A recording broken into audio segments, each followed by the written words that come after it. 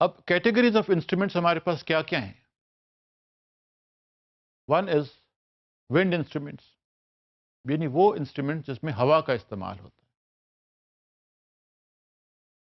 اور وہ بلو کرنے سے بچتے ہیں، اور وہ یا ایک فلوٹ، بانسری، نئے جسے ہم کہتے ہیں، نئے نواز، بانسری نواز، شہنائی، استاد بسم اللہ خان صاحب کا آپ نے نام سنا ہوگا، کیا بڑھیا سے شہنائی بجاتے رہے ہیں، یہ بھی ونڈ انسٹرومنٹس میں آتا ہے۔ کلیرینٹ،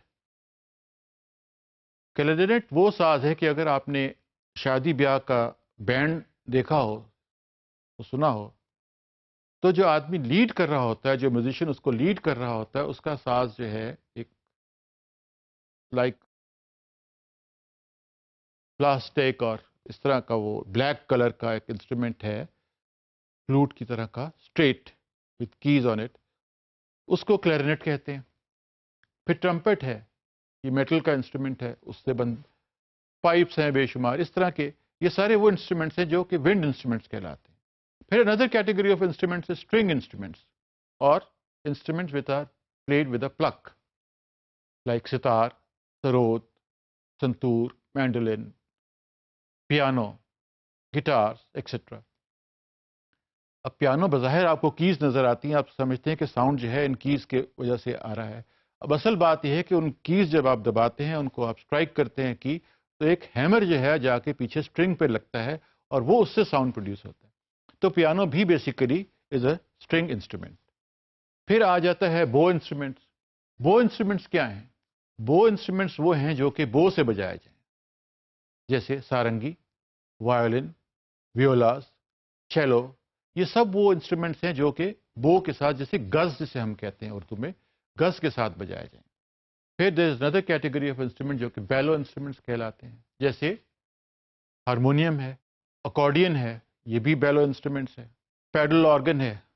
پھر پرکشن انسٹرومنٹس، اس کی تو بے تحاشا ایک ویرائٹی ہے ہمارے پاس، طبلہ، ڈھولک، گھڑا، کانگو ڈرمز، اونگو ڈرم، بونگو ڈرمز، اور بے شمار اس طرح کی جو چیزیں ہیں، تو اس کو ہم کہتے ہیں percussion instruments.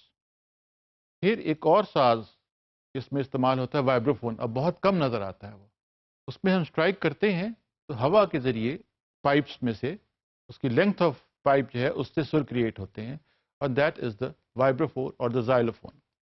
From within this realm of musical instruments, two categories have been created by the composer himself, and that is indoor instruments and outdoor instruments. ساز وہی ہیں جو ان کا ہم ذکر کر چکے ہیں، لیکن کون سے ساز ان میں سے وہ ہیں جو کہ آؤٹ ڈور میوزک میں سوٹیبل ہیں اور کون سے وہ ہیں جو انڈور میں سوٹیبل ہیں؟ فار انسٹنس آؤٹ ڈور میں فلوٹ، شہنائی، ڈھول اور اس طرح کی چیزیں جو ہیں یہ سوٹیبل آپ کو لگے گی۔ یہ انڈور میں ذرا کم ان کا مزاج ملے گا آپ کو، یہ آؤٹ ڈور کے انسٹرومنٹس ہیں۔